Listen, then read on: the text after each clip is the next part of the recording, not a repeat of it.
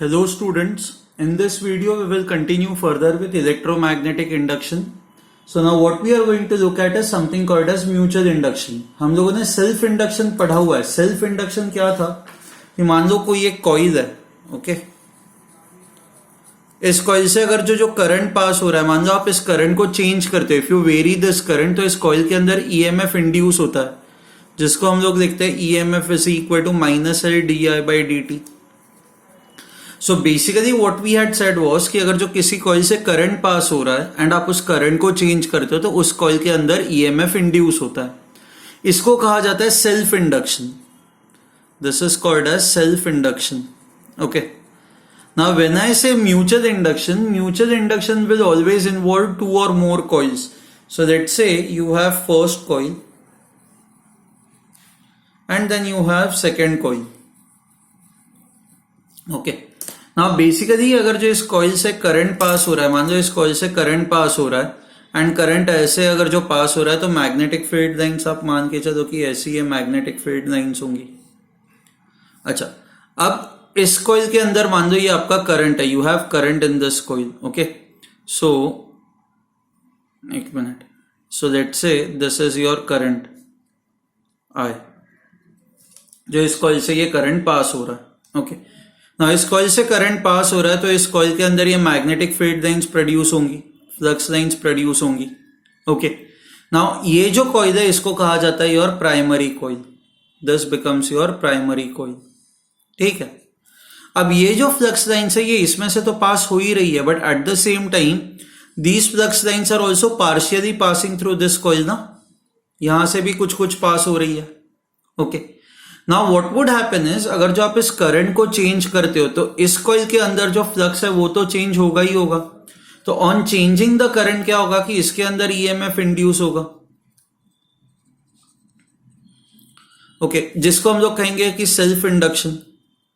But at the same time क्या होगा कि बिकॉज यहां के ये आप करंट चेंज करोगे तो मैग्नेटिक फील्ड चेंज होगी, तो ये फ्लक्स लाइंस जो है वो इस कॉइल में से भी पास हो रहा है ना. ये आपका सेकेंडरी कॉइल है, इसको कहा जाता है सेकेंडरी कॉइल. ओके. ना बिकॉज ये यहां से भी पास हो रहा है तो क्या होगा कि इस कॉइल के अंदर से भी जो फ्लक्स पास हो रहा है इवन दैट विल चेंज. ना अगर जो यहां पे जो फ्लक्स पास हो रहा है वो चेंज होगा तो even in the secondary coil what will happen is EMF is induced. Okay.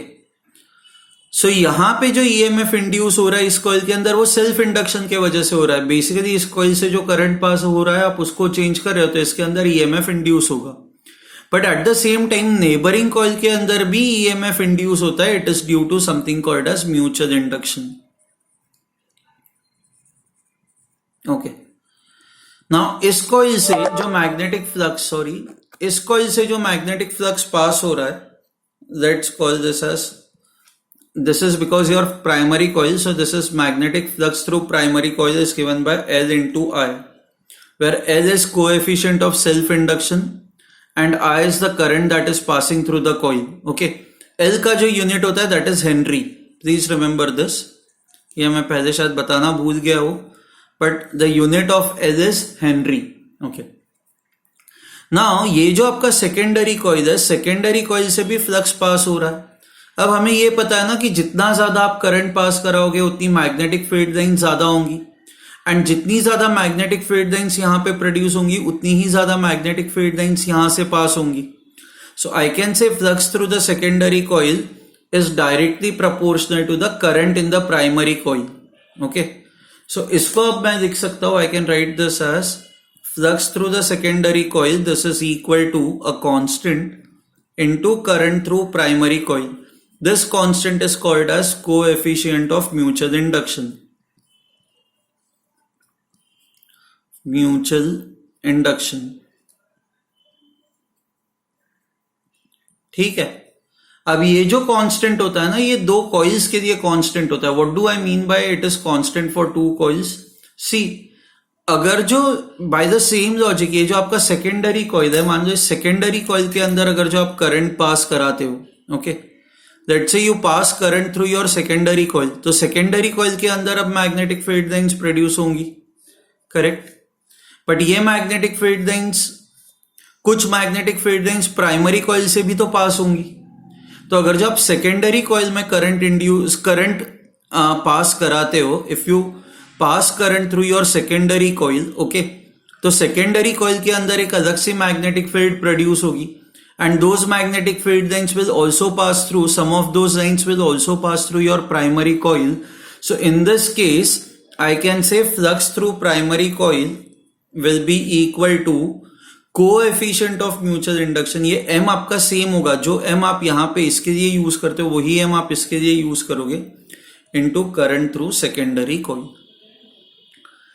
ठीक है। सो इसके अंदर अब जो फ्लक्स पास हो रहा है वो फ्लक्स दो चीजों के वजह से पास हो रहा है। एक तो इसके अंदर जो खुद से करंट पास हो रहा है उस करंट के वजह से यहां पे फ्लक्स क्रिएट हो रहा है। एट द सेम टाइम जो नेबरिंग कॉइल है उसके अंदर जो करंट पास हो रहा है उसके वजह से भी यहां पे फ्लक्स क्रिएट हो रहा है। So the total flux in this coil is equal to flux due to its own current plus flux in the neighbouring plus the current in the neighbouring coil. Okay, so एक flux तो है वो self induction की वजह से और दूसरा flux जो है वो what do you say mutual induction के वजह से है। Okay, I hope this is clear to you. So when you have two coils, so now let me make it very general. When you have two coils, ये first coil है, ये आपका second coil है। Okay, let's say इसका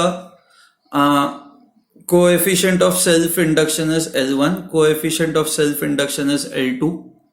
यहां से जो current pass हो रहा है दैट इज I1, यहां से जो करंट पास हो रहा है that is I2।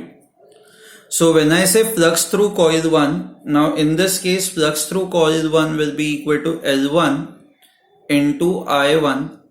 It is basically flux due to its own current plus इसमें से फ्लक्स ये नेबरिंग कॉइल के वजह से भी पास होगा। इट कैन बी प्लस और माइनस डिपेंडिंग अपॉन की करंट के डायरेक्शंस क्या और मैग्नेटिक फील्ड के डायरेक्शंस क्या है, plus flux due to the current in the neighbouring coil. Neighbouring coil के अंदर करंट I2 है, तो इस करंट के वजह से यहां से कितना फ्लक्स पास होगा, तो I have to use M into I2। आप यहां पे coefficient of mutual induction use करोगे। Similarly when we talk of phi2, flux through this coil, it will be equal to L2 into I2 plus or minus, okay, due to mutual induction भी यहां से flux pass होगा, so that is M into I1। ये same है, ये दोनों coefficients जो है इनकी वैल्यू सेम है। ओके, अब आप ओके सॉरी, अब अगर जो मान लो इन कॉइल से आप करंट चेंज करते हो तो क्या होगा। Okay, so what would happen is if the flux through a coil changes, अगर जो किसी भी कॉइल से जो फ्लक्स पास हो रहा है आप उस फ्लक्स को चेंज करोगे तो उस कॉइल के अंदर ईएमएफ इंड्यूस होगा। तो इस कॉइल के अंदर जो आपका ईएमएफ इंड्यूस होगा that will be equal to L1 into dI1 by dt plus और minus M into dI2 by dt। Okay, and similarly इस कॉइल के अंदर जो EMF इंड्यूस होगा that will be equal to L2 into dI2 by dt plus और minus M into dI1 by dt। अब ना आपको बहुत सारे केसेस या क्वेश्चंस ऐसे होंगे कि जहां पे आपको दो चीजें दी होंगी और आपको coefficient of mutual induction find out करना होगा। You will have to find out the coefficient of mutual induction. So जैसे फॉर एग्जांपल आपको ऐसा कुछ दिया हुआ है कि लेट्स से एक वायर दी गई है एंड आपको एक ये ऐसे रेक्टेंगुलर कॉइल दिया गया है। ओके, एंड आपको इन दोनों के बीच में coefficient of mutual induction find out करना है। तो ऐसे केस में हमें क्या करना है पता है, how do you solve such questions. किसी तो एक, so out of the two components 1 and 2, किसी एक कंपोनेंट को आप आपका प्राइमरी कंपोनेंट मानो। ओके, वो क्वेश्चन टू क्वेश्चन वेरी करेगा। सो इसमें मैं इसको अपना प्राइमरी कंपोनेंट मानूंगा एंड इस प्राइमरी कंपोनेंट में से let's say the current that passes through this is IP। अब इस करंट के वजह से एंड इस वायर के वजह से यहां से कितना फ्लक्स पास हो रहा है, ये सेकेंडरी कंपोनेंट के अंदर से कितना फ्लक्स पास हो रहा है, that is what I try to find out. So find out the flux through the component 2 as a function of this current IP। सो ये करने पे ना आपको इवेंचुअली ऐसा कुछ मिलेगा, phi2 is equal to something into IP। Okay, now यहाँ पे ये nothing but this is nothing but your mutual induction ना, कि यहां से जो फ्लक्स पास हो रहा है वो इसके करंट के वजह से नहीं हो रहा है, यहां पे जो फ्लक्स पास हो रहा है वो यहां से जो करंट पास हो रहा है उसके वजह से यहां से फ्लक्स पास हो रहा है। तो I can consider this as phi2 flux that is passing through this coil as m into IP। अब जब आप इन दो इक्वेशंस को कंपेयर करोगे तो आपको m will be equal to this term, ये आ जाएगा।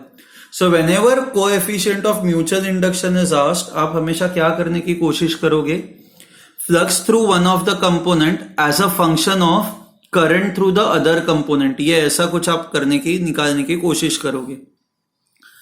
And you will try to bring this kind of a relationship. Once you get this kind of a relationship, so the coefficient of the current will become equal to m. Okay. अब m के भी unit same होता है, m के भी जो units होता है m का भी यूनिट हेनरी ही होता है, ठीक है। So I hope this is clear to you कि व्हाट इज म्यूचुअल इंडक्शन जो होता है, ये समझ में आया है आपको। Okay fine.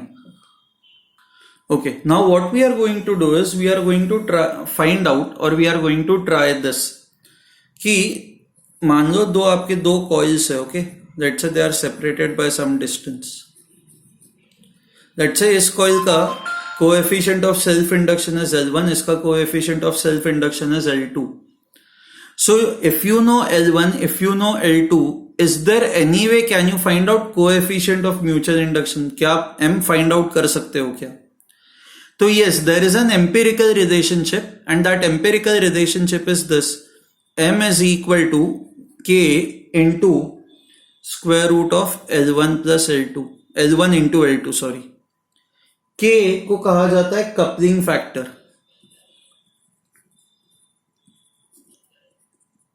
ओके, अब ये जो आपका कपलिंग फैक्टर होता है ना, ये coupling factor this is somewhere between 1 and 0। okay, now ये जीरो फैक्टर कब होगा? when will you get the coupling factor as 0? okay, imagine करो कि दो कॉइल्स एक दूसरे से बहुत ही ज्यादा दूर है। अब दो कॉइल्स अगर जो एक दूसरे से बहुत ही ज्यादा दूर है, let's take an example.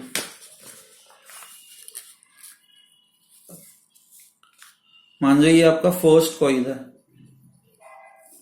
And ये आपका सेकेंड कॉइल है। ओके, यहां से आप करंट पास करा रहे हो IP, तो यहां से ऐसी मैग्नेटिक फील्ड लाइंस निकलेंगी। यू कैन सी दैट यहां से जो ये मैग्नेटिक फील्ड लाइंस ऐसे घूम के ऐसे they will be in the form of closed loops, right? So there will be hardly any line that will pass through this, correct? बहुत ही कम लाइंस होंगी जो ये सेकेंडरी कॉइल से, ये अगर जो आपका प्राइमरी कॉइल है, ये आपका सेकेंडरी कॉइल है, तो very few flux lines will pass through secondary coil, will pass through secondary coil। Now because very few flux lines will pass through secondary coil, तो it is as good as if I say flux through secondary coil, ये approximately 0 होगा ना। So in this case I can say flux through secondary coil, हम लोग usually ऐसे लिखते हैं ना, coefficient of mutual induction into IP। अब आप इन दोनों को कंपेयर करो तो आपका m जो आएगा that will be equal to 0। अब m को कैसे लिखा जाता है? We know that m is equal to k into square root of L1 into L2। अब आपकी m की वैल्यू 0, इट मीन्स ये जो आपका कपलिंग कोएफिशिएंट है that will be equal to 0। So what I understand from this is if two coils are kept far apart from each other such that कि flux lines which are produced by one coil they do not enter the second coil, तो ऐसे case में there is no mutual induction, कोई भी mutual induction नहीं होगा, आपका coupling coefficient जो होगा that will be 0। okay, अच्छा, similarly coupling coefficient 1 कब होगा? So if you have one coil and मान लो आप सेकेंड कॉइल भी ऐसे ही रखते हो। ओके, सो मान लो ये जो ब्लैक कलर की कॉइल है इसको हम लोग प्राइमरी कॉइल कंसिडर करता है। तो इससे अगर जो आप करंट पास कराओगे तो ये सारी मैग्नेटिक फील्ड लाइंस जो है वो रेड कलर के कॉइल से भी तो पास हो रही है, तो which means all the magnetic field lines which are produced in one coil they are passing through another coil. So ऐसे केस में there is a perfect coupling, right? And when there is perfect coupling, value of K is equal to 1. So in this case, M की जो value होगी, that will be equal to L1 into L2. Square root of L1 into L2. So I hope this is clear to you. Okay. So perfect coupling कब होता है, zero coupling कब होता है, but ये तो आपके बहुत ही special cases हो गए. So usually for all practical purposes, value of K will lie somewhere between 1 and 0. Okay. ना जैसे L1 एंड L2 की जो वैल्यूज थी वो हम लोगों ने कॉइल के लिए निकाला था ना. I don't exactly remember the formula, let me check it once. हम लोगों ने L निकाला था mu naught into mu R into N square into area divided by L. So if you see over here, यहां पे ये जो coefficient of self induction है ये कोर पे डिपेंड करता है, ये नंबर ऑफ टर्न्स पे डिपेंड करता है, ये एरिया पे डिपेंड करता है, एरिया ऑफ क्रॉस सेक्शन पे, and it depends upon the length of the inductor. Similarly ये जो आपका कोएफिशिएंट ऑफ म्यूचुअल इंडक्शन है ना, वो भी इन सारे ज्योमेट्रिकल फैक्टर्स पे तो डिपेंड करता ही है. Eight the same time it also depends upon the distance between the two coils. Okay, कि दो कॉइल्स कितना पास में है, दो कॉइल्स कितना एक दूसरे से दूर है. ओके अच्छा, M की वैल्यू ना और एक केस में 0 होगी. जैसे फॉर एग्जाम्पल अगर जो आपने एक कॉइल को ऐसे रखा हुआ है, ठीक है, एंड दूसरे कॉइल को ना आप अगर जो ऐसे रख रहे हो, तो ऐसे केस में क्या होगा कि पहले कॉइल के अंदर से जो भी मैग्नेटिक फील्ड लाइंस वो प्रोड्यूस होंगी वो ऐसी होंगी ना, but these magnetic field lines will not pass this way. So ऐसे केस में flux through the secondary coil will also be 0. Flux through secondary coil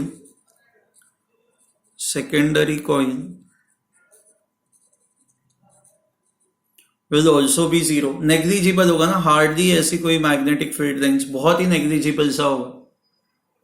सो ऐसे केस में I can say if the two coils are perpendicular to each other, तो flux through secondary coil is 0. So coefficient of mutual induction is also 0. So I can say now coefficient of mutual induction is 0 in two cases. First case में 0 कब होता है? When two coils are kept far apart from each other. And second case में 0 कब होता है? Second case में it is 0 when the two coils are kept perpendicular to each other. ठीक है? I hope this is clear to you. इसमें अब आप लोगों को डाउट नहीं है. Okay. Now I'll keep this session small. Okay, next session के अंदर what we are going to see is we are going to look at the series and parallel combination of inductors. So what happens when you connect the inductors in series?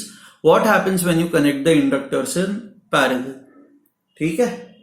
Okay, चलो then, bye everyone.